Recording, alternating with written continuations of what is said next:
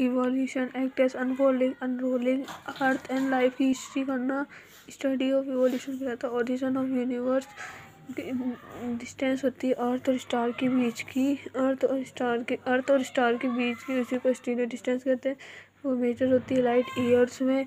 Origin of universe कब हुआ? 20 billion years ago पहले हुआ। बिग बैंग थ्योरी से हुआ। उसमें एक्सप्लोजन हुआ, एक्सपेंशन हुआ, एक्सपेंशन से कूलिंग हुई, कूलिंग से हाइड्रोजन, एक्सपेंशन हुआ तो उससे हाइड्रोजन हीलियम गैस बनी, फिर इस पर ग्रेविटी लगी, ग्रेविटी बनी तो ग्रेविटी लगी तो कंडेंस हुई, कंडेंस हुई तो गैलेक्सी बनी। गैलेक्सी कौन सी? अपनी मिल्की वे गैलेक्सी, आकाशगंगा। हाइड्रोजन हीलियम, ग्रेविटी लगी तो कंडेंस हुई, कंडेंस हुई तो गैलेक्सीज बनी।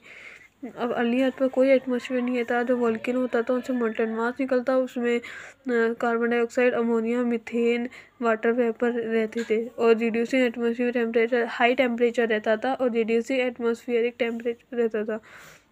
और जो हाइड्रोजन वेपर थी उस पर सनलाइट की यूवी रेस गई तो हाइड्रोजन और ऑक्सीजन बनी। हाइड्रोजन तो लाइट थी तो एस्केप हो गई। ऑक्सीजन अमोनिया और मीथेन के साथ ये कर ऑक्साइड बना लिए, कार्बन है नाइट्रोजन के। फर्स्ट सेल क्या थी? Biochemical evolution. और कूलिंग हुई तो वाटर वेपर कंडेंस हुए तो वाटर लिक्विड स्टेट में ना, लिक्विड तो ओशन, ये खड्डे थे, पानी बह गया तो उन्हीं को ओशंस कहते हैं। origin of Earth 4.5 billion year ago, origin of life 4 billion year ago. Theory of origin of replication, theory of special creation by father Suarez. God ने लाइफ बनाई 6 डे में, 6 डे पे ह्यूमन बन गया। और अर्थ कितनी पुरानी है? 4000 ईयर्स अगो।